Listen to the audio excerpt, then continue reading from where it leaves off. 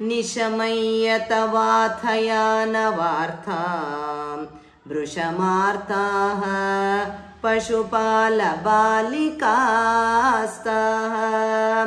किमिदं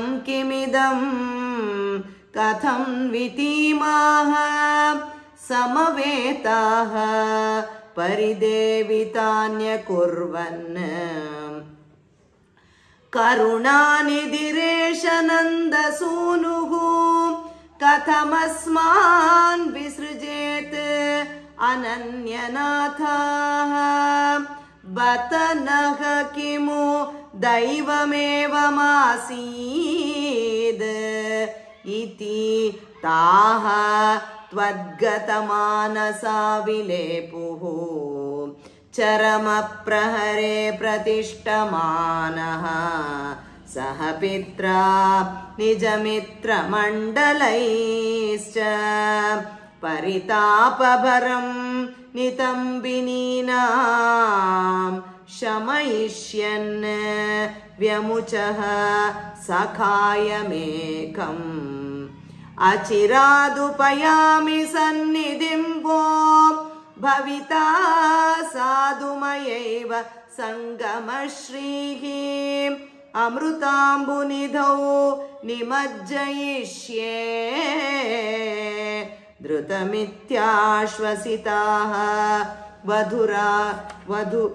वधूरकार्षीः सविषादभरं सयाञ्चमुच्चैः अतिदूरं वनिताभिरीक्ष्यमाणः मृदु तद्दिशि पातयन्नपाङ्गान् सबलो अक्रूररथेन निर्गतो भूः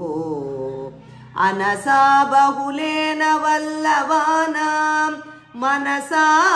चानुगतोऽथ वल्लभानां वनमार्तमृगं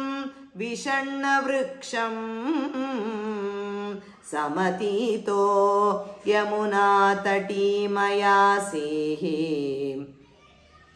नियमाय निमज्जवारिणि त्वाम् अभिवीक्ष्यातरथेऽपि गान्धिनेयः विवशो जनीं किं विदं विभोस्ते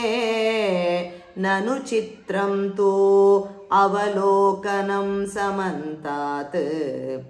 पुनरेष निमज्य पुण्यशालीं पुरुषं त्वां परमं भुजङ्गभोगे अरिकम्बुगदाम्बुजैः स्फुरन्तं सुरसिद्धौघ परीतमालुलोके